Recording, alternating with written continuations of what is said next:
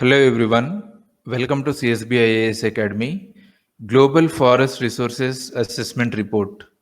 ఈ రిపోర్ట్ ప్రకారము అటవీ విస్తీర్ణం పెరుగుతున్నటువంటి మొదటి 10 దేశాలలో భారత్ కూడా ఉంది.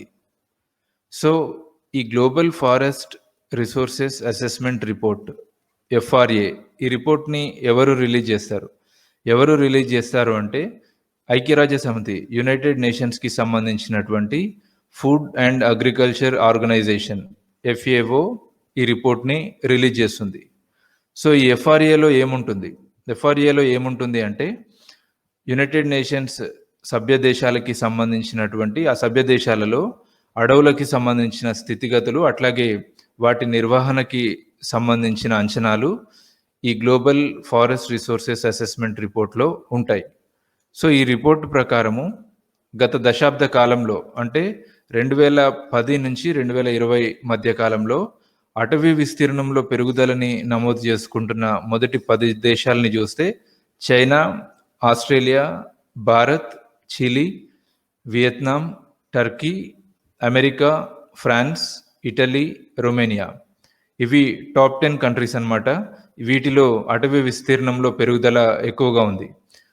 సో భారత్ని కనుక చూస్తే భారత్ థర్డ్ ప్లేస్లో ఉంది. అంటే చైనా, ఆస్ట్రేలియా తర్వాత మన దేశం ఉంది. మన దేశంలో అటవీ విస్తీర్ణం పెరగాల్సిన అవసరం ఉంది. సో ఇలా అటవీ విస్తీర్ణం పెరుగుతున్న టాప్ 10 దేశాల్లో ఇండియా ఉండడం అనేది ఒక positive sign. Last year Indian government release చేసినటువంటి India state of forest report, ఈ రిపోర్ట్ ప్రకారము మన దేశంలో ఫారెస్ట్ అండ్ ట్రీ కవర్ మొత్తం కలిపితే దేశ విస్తీర్ణంలో 24.5% ఉంది. అరౌండ్ 24.5%. అంటే మన ఇండియన్ ఫారెస్ట్ పాలసీ ప్రకారము 33% ఉండాలి. దేశం మొత్తం విస్తీర్ణంలో 33% అడవులు ఉండాలి.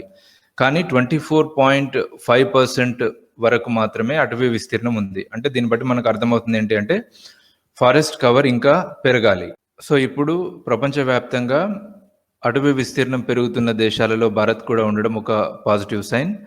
ఈ రిపోర్ట్ ప్రకారము ఫారెస్ట్ రిసోర్సెస్ అసెస్మెంట్ రిపోర్ట్ ప్రకారము ప్రపంచ అటవీ విస్తీర్ణంలో భారత్ వాటా 2%. అంటే మొత్తం ప్రపంచ అటవీ విస్తీర్ణంలో భారత్లో ఉన్నటువంటి అడవులు 2% అన్నమాట.